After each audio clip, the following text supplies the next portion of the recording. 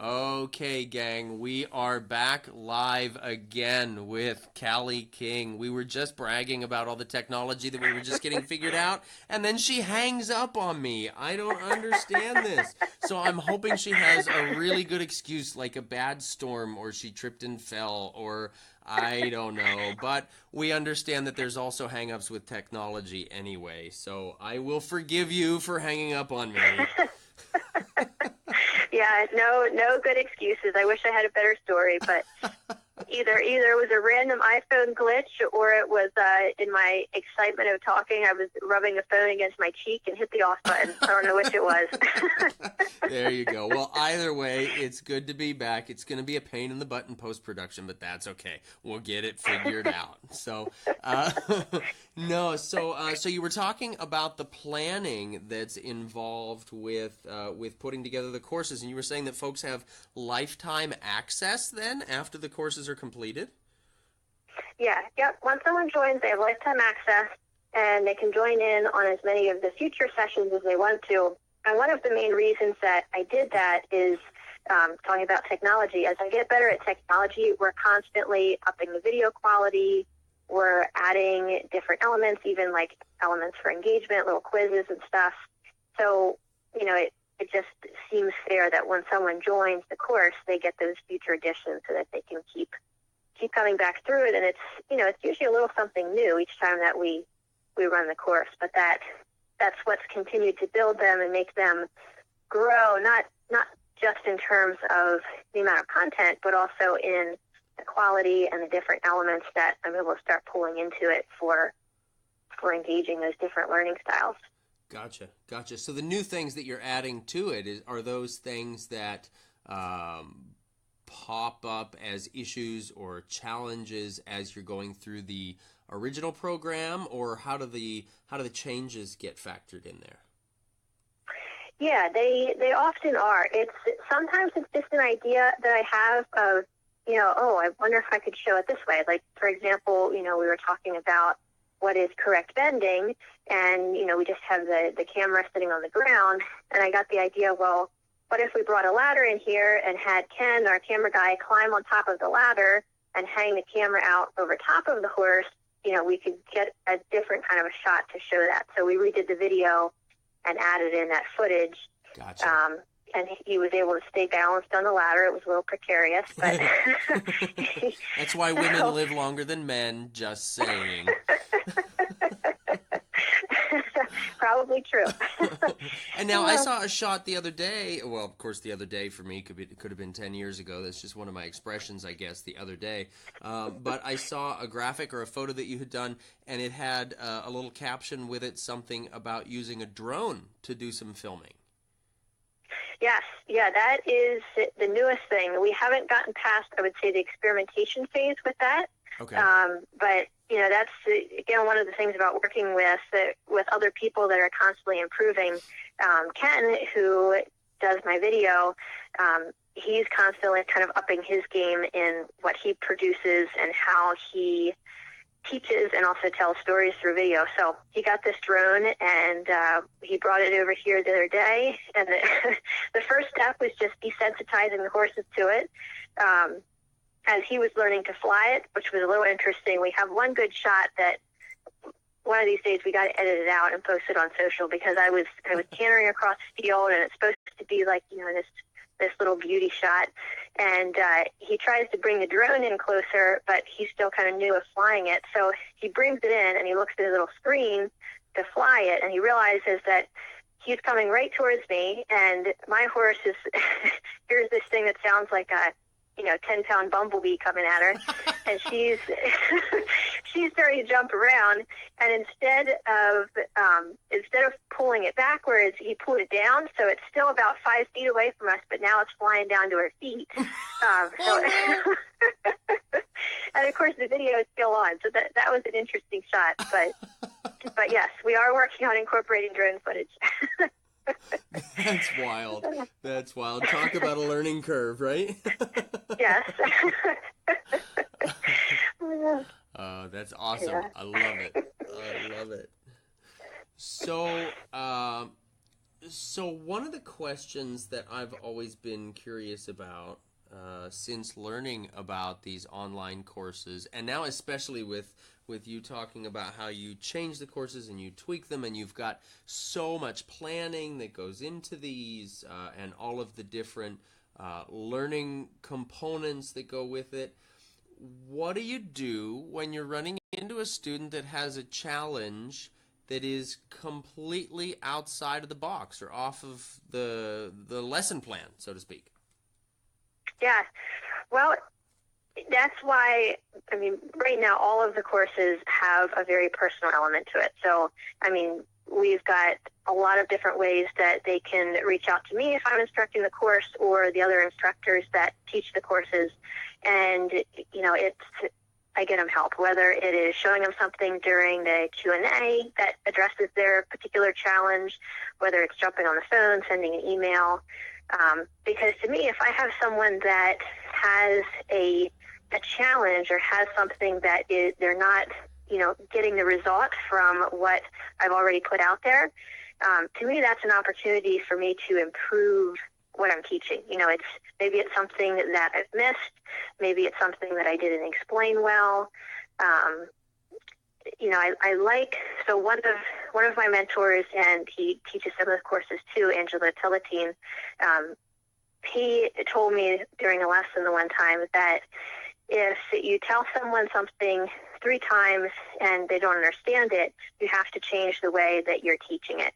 So when a student isn't learning, it's not the fault of the student, it's the fault of the teacher. Mm-hmm. And I really try to kind of keep that close to heart. So again, when I have someone that's got a challenge that doesn't, you know, fit the mold, so to speak, of what we're presenting in the course, it's an opportunity to make that course better, because there's always someone else out there that's going to have that same challenge. Right. Perfect. So you've got your plan, and yet you still have it, I want to say loose enough or free flowing enough that you can kind of go with the flow and help as things come up that way. Yep. Yeah, absolutely. That's awesome. Because that's always been a challenge to me, and it's been one of my setbacks for not planning any sort of official courses or anything online. Is what do you do when things crop up and you have to say, oh, well, sorry, we don't have time to cover that. We have to move on. So that's great. So then with the going back to the courses that you're talking about with the enrollment periods and the live interaction and that sort of thing, is there a time limit on those as far as the live courses go?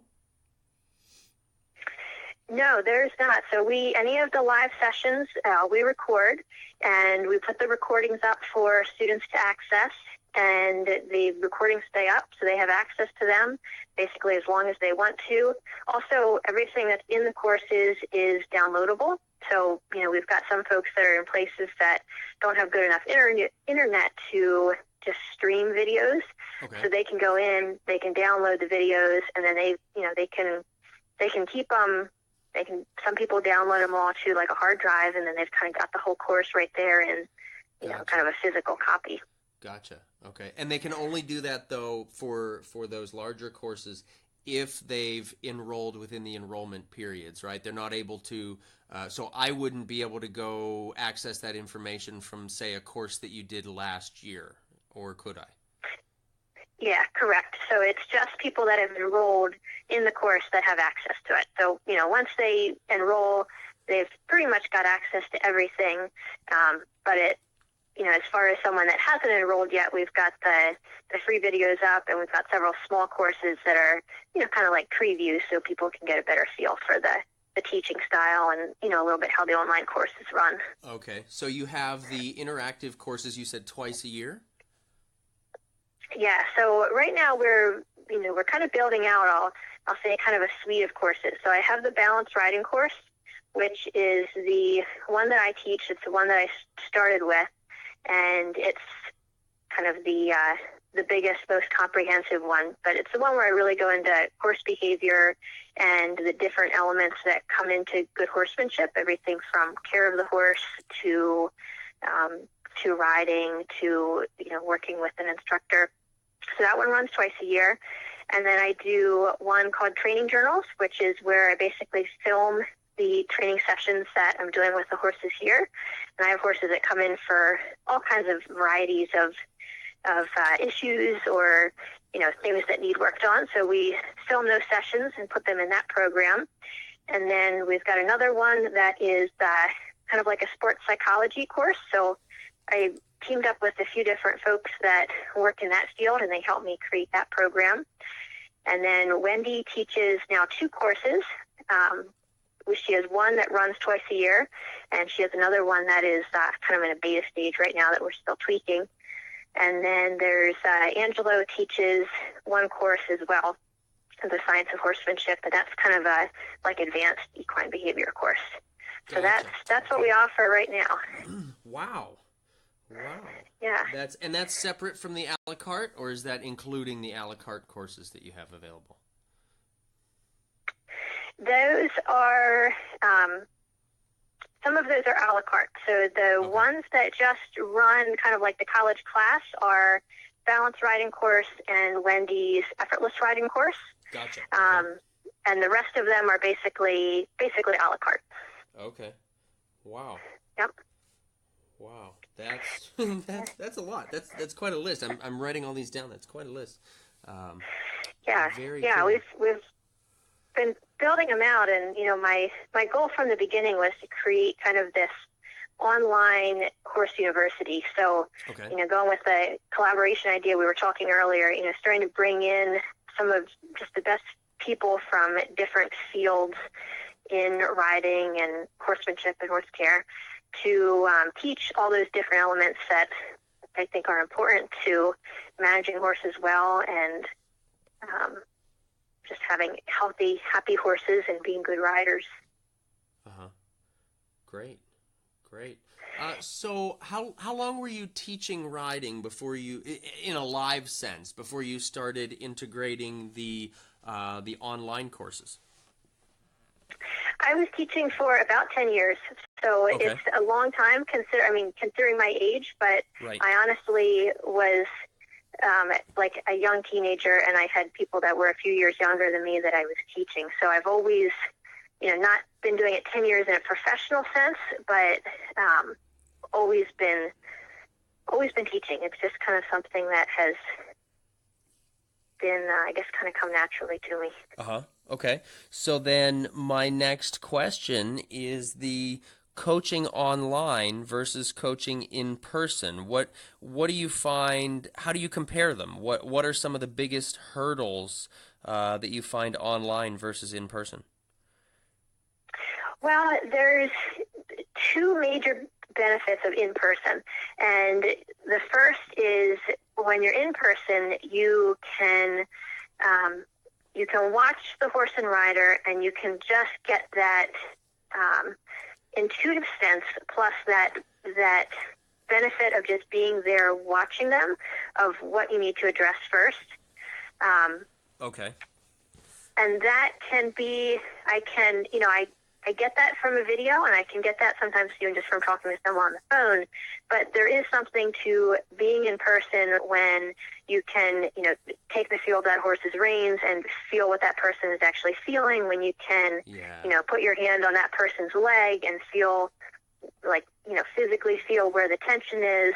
And that leads into the second benefit of working in person is you can, we have this proprioception thing. We think that we are straight, or we think that we're bringing our leg back, or we think that we're, changing the position of our back, but it's not actually necessarily what the person is saying, what the instructor is saying, or what the picture is that we're looking at. So it's really helpful to have someone that can actually, put their hands on you and say, like, this is the feeling. This is what it feels like when your leg's in this position, or when your back's in this position. Or when the horse is doing this. That's one of the big things that I like to stress is I feel that my role kind of through this online education is absolutely to support local instructors So it's not to replace local instructors. It's not to say, you need to stop taking lessons here because you're taking this class. It's not that at all. It's to help people use those other modes of learning, get access or get information to knowledge that maybe they don't have locally, but it's really to build on or to help fill in some gaps of what they are working on with a local instructor or, with a clinician. It's not at all to necessarily replace that. So it's more supplemental education that can help to enhance the other information that they're getting from their other instructors or clinicians or coaches. Yeah, absolutely. Absolutely. I mean, I have people in all different situations, like, for example, me who in Abu Dhabi doesn't have a lot of other instructors at all that he can work with.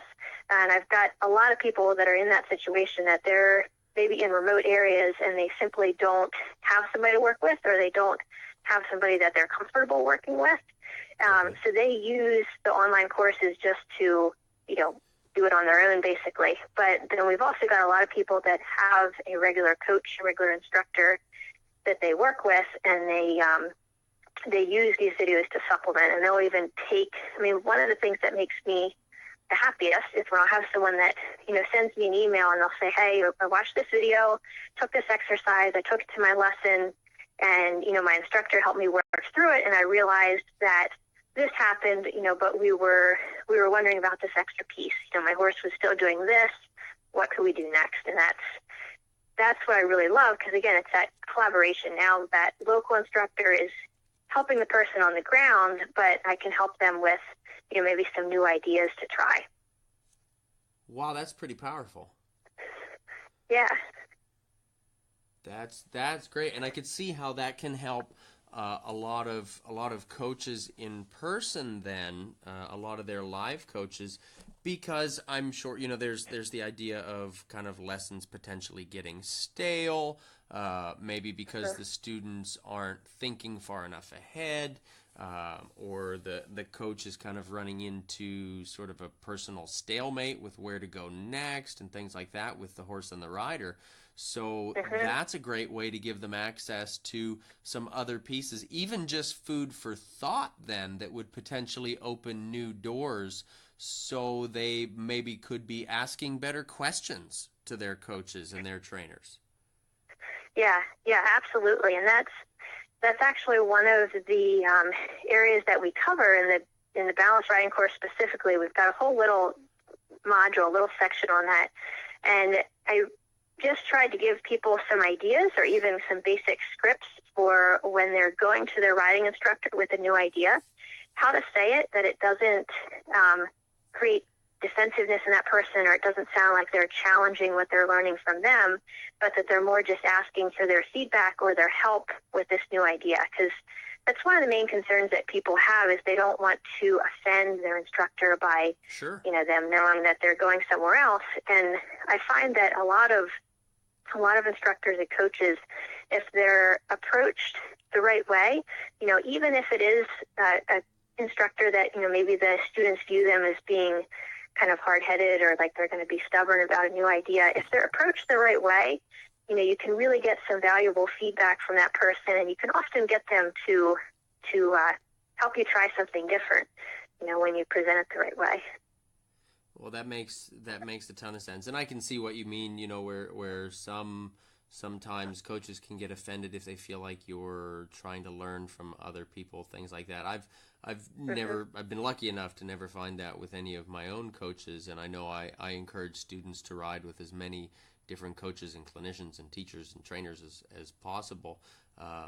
But it's easy to see from a teacher perspective how ego can get a little bit in the way, and I don't even mean ego in a negative way, but the coach or the teacher has kind of the plan set in mind, and they want the student to follow that as closely as possible. So sometimes it can throw little hiccups in the way, when they're thinking about other things, or kind of going down these little rabbit trails, so to speak.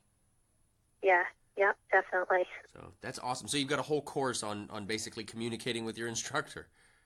Yep. Yeah. It's a little piece of one of the other bigger courses, but it's one of the things that we try to do is, again, that came out of a question that people were constantly asking me is, I love this idea or I love this exercise, but in my lessons, I'm afraid to bring it up because I don't know how my instructor is going to react to it. So I started saying, well, why don't you just, say it this way? Ask them, instead of saying, well, this person told me to do it this way.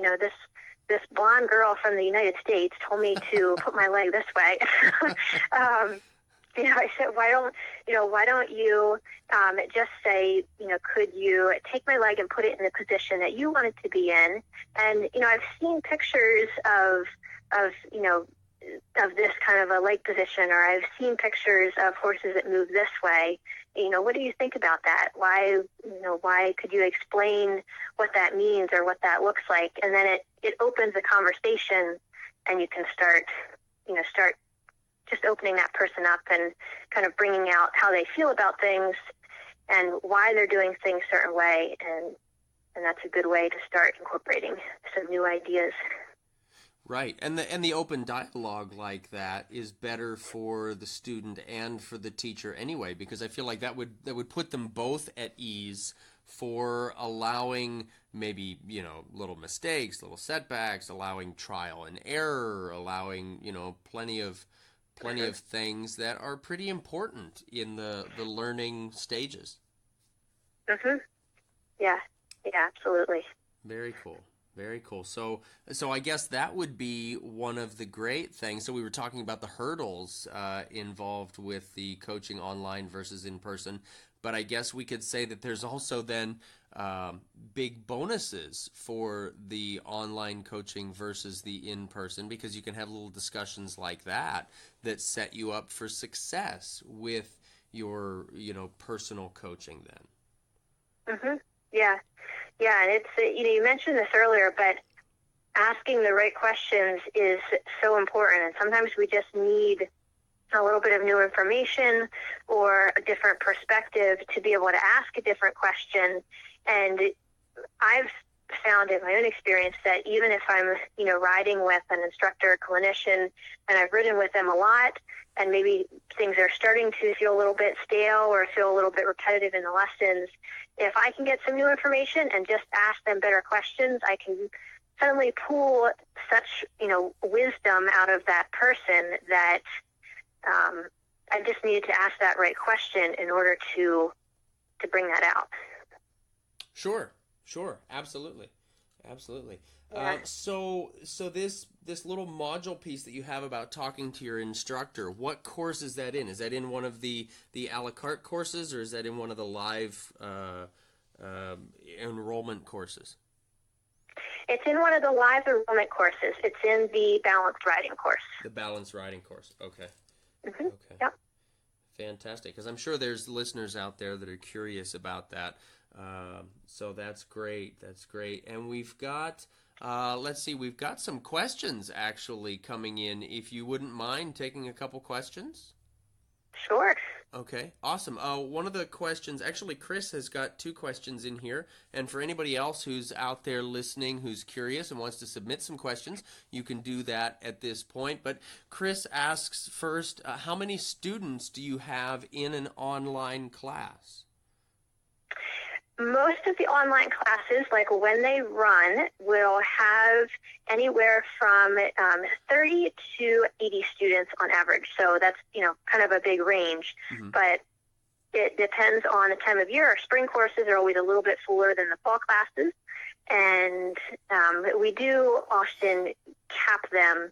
So, if it starts getting much above 80, we'll usually cap them and send people into the next enrollment period or just close enrollment a little bit early so that we can keep the right level to be able to have that good personal engagement like we were talking about. Gotcha. Okay. And because this is online, it's very different. I know I've taught some clinics where we cap our numbers, but these are live clinics that we're capping. So when you're getting 30 or 40 or even 80 people in a class for this, it's not like they're in an arena and they're bumping into each other or anything like that, they've got quite a bit of access to you directly then with their questions and that sort of thing. And being that they can access you directly through their online avenues, it's much easier there, I would think, than having a large live class, right?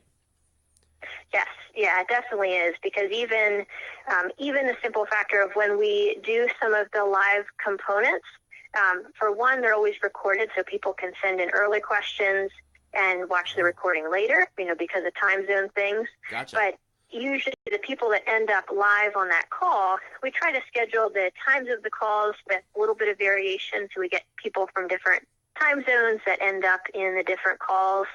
And from doing the courses for a few years now, I've kind of found there is that sweet spot for the number. Okay. A few times I ran a course with a really small number of people, like 10 folks in it, Okay. and I found that there was actually a lot of magic to having that just a little bit bigger group, because you can start to get more of, again, like we were talking about earlier, the people's different expertise, even if it's not related directly to horses, but other expertise that they pull in and that they can contribute to the group. That's really a benefit of that size. Gotcha. Okay, so then with the larger group, because of the different varieties of backgrounds and things like that, you're going to be going back to what we talked about, being able to word your questions or ask the questions in a different way. You're going to have a bigger variety of the questions that are being asked. So I would assume then that people are going to learn just as much from the variety of questions as what they're going to learn from, or maybe almost as much as what they're going to learn from the course content itself. Yeah, absolutely. And everyone has different styles. I mean, it's just like if, you remember back to when you were actually in class, like in high school, and there's people that sit in the front row and just are constantly asking questions, and there's people that sit in the back and, just sit there and take it in. And it's not always an indicator of how much that person is learning or retaining. We have different styles. Like, some people are very active. Some people are a little bit more passive in how they learn. So even with an online course, there'll always be some folks that are really asking a ton of questions, sending in tons of videos, really active. And then there's other people that stay pretty quiet, but, I hear from them later on that they got the same benefits. It was just they're a little bit more of a little bit more passive in how they interact with the information. Gotcha. That makes sense. So, okay, so I'm going to ask the question, which student were you in class? Were you in the front? Were you in the back? Because I know I was hiding in the back corner. I won't lie. I was the back corner student, too. Really? Yeah. Yeah, I'm actually, my friends like to tease me about this all the time, because in social situations, I am the quietest person. I mean, I just like to sit there and listen. And then I'm on these videos and I'm there like chattering away on these videos, and they just think it's hilarious because, when they knew me growing up, or they know me from just being out at, parties or family gatherings, I'm always the quiet person. Interesting. Isn't it interesting how teaching and how horses really change a lot of us? Mhm. Yeah. Yeah, it's very true. I think it's actually one of the things that has really fascinated me about studying behavior.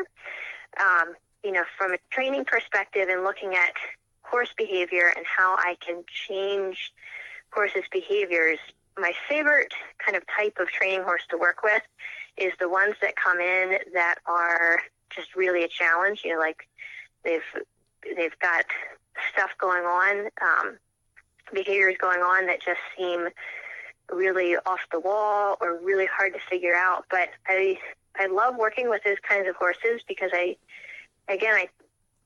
find that our basic brain structures for humans and for horses are the same. We all have a brain stem. We all have the midbrain, the limbic system area. Humans have a bigger frontal cortex, so we can think abstractly and think into the future and into the past and all that. But the basic brain systems are the same. So to me, behavior, like what truly drives our everyday behavior, habits, those are the same, whether you're a horse or a human or a dog. So I just find that I've learned so much about myself and about the way that I behave from the work that I've done with the horses. Okay. That makes a lot of sense to me. That makes a lot of sense. So there's so much about horses that we can we can gain and that we can learn, I think, about ourselves. And people look at it on different levels, and I'm such a sciencey person that I like to think of it in a behavior context, but there's just so much we can learn from horses. For sure. So another question that Chris has sent in, what is the cycle for the college type courses? So this would be the online enrollment courses. I think basically she's talking about the starting periods for these courses. What do you have for those? Yeah, so balanced riding course runs in the spring and the fall. Usually in the spring it's May. In the fall it is the last week of August was our enrollment period, and now we're in, I think, lesson 2 of balanced riding course. Wendy Murdoch's Effortless Rider course, which is also one of the big, runs like a college class. That one's going to be starting up first week of October will be the enrollment. Okay. And then, that's all that we've got on the books for this year. We don't really have specific dates for our 2018 schedule yet, but we'll have those in a month or two. Gotcha. Okay, that's awesome. I'm loving this, and I would say that you're definitely piquing my interest in looking into more of the online learning stuff. I've been doing some of I joke and call them my almost daily question and answer sessions, where folks will submit questions, and I just basically sit on the couch at the hotel or sit on a chair at the hotel room and answer a question live. But you've got me intrigued with this idea of doing some of the online courses. So I think you and I might have to chat a little bit about that and about maybe putting something together like that. I'm very curious. Yeah, I would love to. I know you would be fantastic at it because you're great on video, and I recognize how difficult that can be. At least for me, it was very difficult. I'm not a natural video person, but you do a great job of just putting concepts together and explaining them in a logical order. And I think the fact that you sit on your couch in the hotel after a busy day of teaching and do that is fantastic, because I usually spend, like an hour sitting there outlining, doing little mind maps, thinking of all these ideas. So I've always impressed by people like yourself that can just stream it out there, and it sounds great. Oh, gosh. Well, I don't know about sounding great. Thank you. I think you're just being too nice about that. But, it's interesting to me, too, because it goes back to what we talked about at the very beginning, how it's not something that we really learned much about to begin with. So we kind of wing it and fake it till we make it, so to speak, and things like that. But I found I really enjoy working with the online stuff. I really enjoy setting up the camera, and like I said, my setups are so very basic, just crazy basic, crazy simple as far as how I set them up. And so it's a point and shoot and roll with it and go with whatever happens. But it's a little intimidating to me, I won't lie, setting up and planning the longer courses like what you're talking about. But at the same time, I really like this idea of kind of the live group interaction sort of thing. So you got me curious. I think we're going to talk about that. Yeah. Good. It's such a benefit when, again, to add to what you're already doing with your busy clinic schedule, because when someone can go to a clinic and they have that day or those few days of learning, but then when they have something to actually take home and continue from that, it's such a benefit. I mentioned habit earlier, but there's the real change learning becomes actionable when we can start to create habits and actually start to do things, not just take in information and know something. We have to actually practice it to apply it. And that's one of the things that you can definitely do with kind of providing people that support through, again, technology. And what the online world lets us do is provide the support for creating the habits that actually make the big changes in someone's horse or someone's riding. Right. Well, and having the access to the courses after they've taken them, to the videos and to the, potentially the lectures and things like that, I think would be great for folks also. Because I know there's a lot of times in clinics people will say, "Oh, can you repeat what you just said?" And I say, "Geez, I don't even know what I just said because I was just kind of in the moment and flying with what came to me." Yeah. So I know the awesome. feeling. Yeah, right. Yep. That's very cool. So then your next course you said that's coming up is Wendy's Effortless Rider course. Is that right? Mm-hmm. Yep, that's right. And in that course, it's kind of like the 101 for what Wendy teaches. Okay. And if anyone's not familiar with Wendy, she is really good at helping people understand how their body works, how that works in conjunction with the horse, what good movement looks like, and incorporating those exercises to daily exercises to help find that good movement. So that one's going to run in October. In October. Okay, so is the course enrollment open for that, or has that passed already? No, that isn't open yet. What we do before we open enrollment for the course is we always put out some preview videos. So again, it lets people get a feel for what the course is about, what the instructor's teaching style is, see if it's a good match for them. So we put out the preview videos. That'll start the first week of October. Then we'll have the enrollment. I think that's like second week of October, and then the course will start right after that. Gotcha. Okay. Fantastic. Good. Well, I hope that you'll share with me or you'll send me some reminders when you start sharing that information, because I would definitely like to share that with our audience for Wendy. Wendy is definitely one of those folks that I recommend for everyone to ride with, because she is absolutely just a genius when it comes to the mechanics of the rider and how that relates to the horse and that sort of thing. So I think she's someone that everybody should ride with at some point or another, and the fact that these courses are available, I think, is just tremendous. Yeah. Yep. I totally agree with you. I have owe a lot to Wendy. I've learned a lot from her, and in my own riding and also in teaching style, because Wendy is a fabulous teacher as well. Yes, for sure. Yeah. Awesome. Okay, so if you don't mind, then I have some wrap-up questions that I'd like to run by you. These are just kind of quick, off-the-cuff sort of things that, because this whole other conversation we've had has just been so scripted, with the hanging up on me and all of that fun stuff. Oh, goodness. But Callie, if there was one specific thing that you could recommend for riders to focus on as a primary means of improving their horsemanship, what would that be?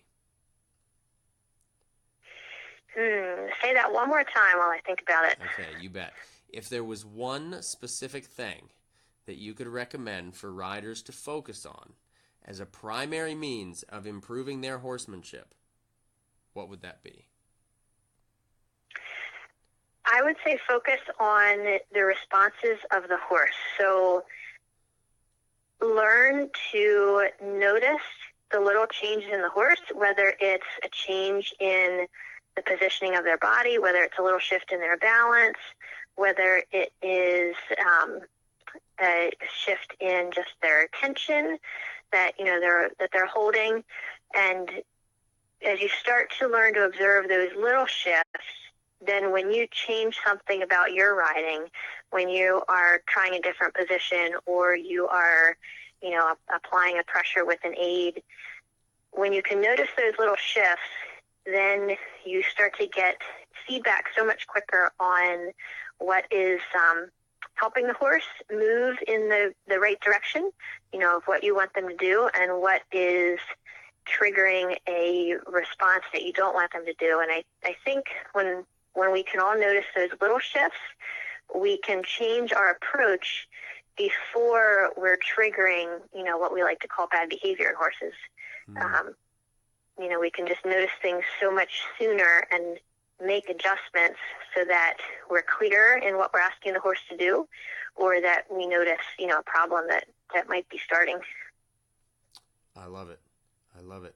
If you could ride with anyone, past or present, who would it be and why? Ooh, that's a really good question. No pressure, but everyone's intently listening right now. I know. I've got a bunch of different names running through my head. And you can mention a few if you want to, if that makes it easier for you. Well, one person that is on my bucket list to ride with is Mark Rashid, and he's luckily present. So, I'm sure I will have the opportunity. But I love the way that the idea of that subtle shifts is something that I got from him. So his name kind of stuck in my mind. Is okay. He's someone I would love to ride with. And I'm just thinking. Another person, I'm sure this is a name that is probably one that a lot of people would mention, but, Nuno Oliveira, there's something when I watch or just, mostly I've just seen still images of his riding, but he just seems to have this essence of, he just is connected to the horse in a really unique way. And I think he's someone that I would have loved to even just observe in person. Yes, absolutely. I totally agree. That's awesome. So what is your personal definition of horsemanship?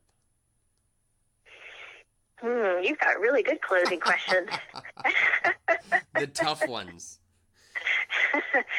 And what's funny is I listened to a lot of podcasts, and I know that there's closing questions. So I listened to one of your interviews at the end to see if I could prepare for the closing question. And I think these are new. No way. These are the same. No? Yeah. Oh man, I missed them. No, I think my definition of horsemanship would be getting into a mindset where the relationship with the horse is the primary focus. So it's not about what can I make the horse do. It's not about, how fast can I teach him to do something, or, what moves can I get him to do, but more keeping the focus on what's the relationship like? How is the horse feeling around me? Am I improving his life in this moment or making it worse?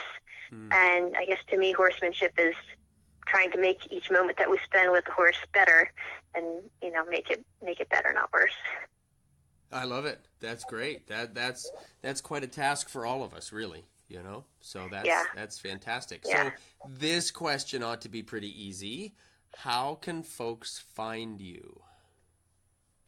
The easiest way is my website, which is crktrainingblog.com. Perfect. And then, of course, you're on social media. I know we're connected through Facebook and through Instagram. Are there any other social media avenues you're on that I haven't thought of yet? No, those are the most consistent. I'm on a few others, but those are the most consistent. Gotcha. Have you started using, and this is totally not off the list, this is off the cuff right now, have you started using the whole Snapchat thing yet? I have. I have Snapchat. I think it is a really cool medium, but I am honestly one of these people that I try to distance myself from my phone whenever possible. So when I'm going through the day, I just don't have my phone on me that often. So I'll have little moments where I'm working a horse and I'm thinking, oh, this would be a cool thing to share. But I guess it's more important for me to not have the phone and not have those little distractions. The constant So, little dings and notifications yeah. and reminders, you mean? Yes, exactly. Or even I keep it on silent, but even the temptation to hit the button and look at the time, and then Right. I see a text message, and it takes you down the black hole. So I think, yeah, Suddenly I an haven't done hour the has Snapchat gone yet. past, and yeah. Yes. Very good. Yeah. Very good. I don't blame you. I admit that, I'm in a position now where I don't actually answer my phone very often because most of the phone calls are fielded by Dee Dee in the office, and she handles most of the emails, and by most I mean like 99%. So she's handling the phone calls and the emails and things like that, but it's the extra media, the social media and things like that I'm constantly getting notifications for and constantly playing with on my phone. And of course, not when I'm teaching or anything like that, but it's all the in betweens. When you said you're exactly right.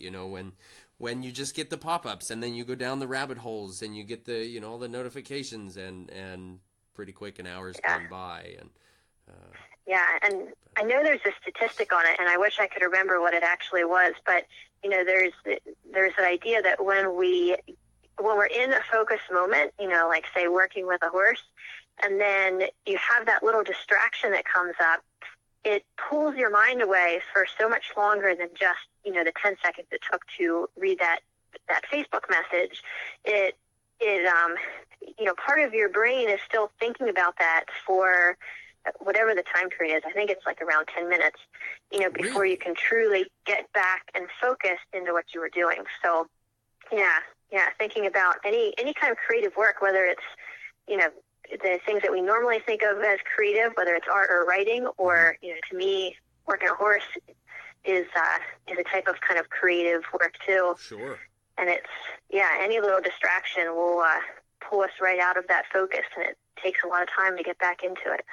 Wow, that's interesting. And I know I was reading something not too long ago, and I wish I could find it. I've been looking for the research that had gone by with it also, but it was talking about the way that the cellular waves affects our body from the phone. So basically, if you have your cell phone in your pocket, your body will pull to the direction of the cell phone.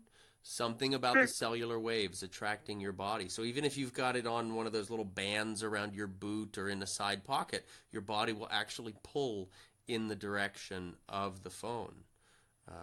So it's just better to not have it on you at all in the case of riding anyway, because then it's causing you to be a crooked rider. Yeah, that's amazing. I hadn't heard that before, but I believe it. And cell phones, along with a lot of technology, but cell phones are so personal because we do have them with us so much and we rely on them so much. They're so new when we think about humankind. They're so new that I think there's a lot of interesting effects that can come from where technology is going. Even the idea with cell phones that we're starting to have this external memory, and that, we may not. Is that a good thing or a bad thing? I guess it could be argued both ways, but I think there's going to be a lot of interesting effects. Right. Absolutely. Yeah. Gosh, okay, well, speaking of rabbit trails, there the damn cell phone got us off on a rabbit trail, didn't it?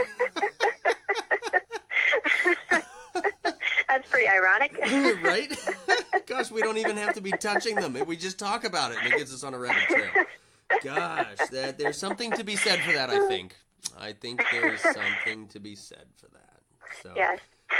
Okay, so then you may have noticed in some of the podcasts and maybe the videos that you've watched that I've put out there, that at the end of each video or each audio, I try to ask a question of the day. And this is something that the audience gets to answer. So the folks that are listening would answer the question in the comment section, basically, of this audio. And anytime I have a guest, the guest gets to ask the question of the day. Awesome. This is the one that I prepared for. Oh, you prepared. Oh, that's awesome. You're the first person who's come into this prepared. I've had people, you're going to love this. I've had multiple people that I've done numerous videos with, and they always get stumped when it comes to the question of the day. Even when they've actually asked the question of the day a few times, it still throws them off guard. So I love that you're prepared. So shoot, what's our question of the day? Well, I love to hear about people's favorite horse moment. So something that stands out. It can be recent, it can be a long time ago, but just a moment in time, whether it was like a great feeling you had when you were riding, whether it was like a breakthrough in learning, or if it was just hanging out with your horse in the field, just like a favorite horse moment that you've experienced. Oh, that's awesome. That's awesome. I love it. Gang, what was your favorite horse moment that you've experienced? Callie wants to know.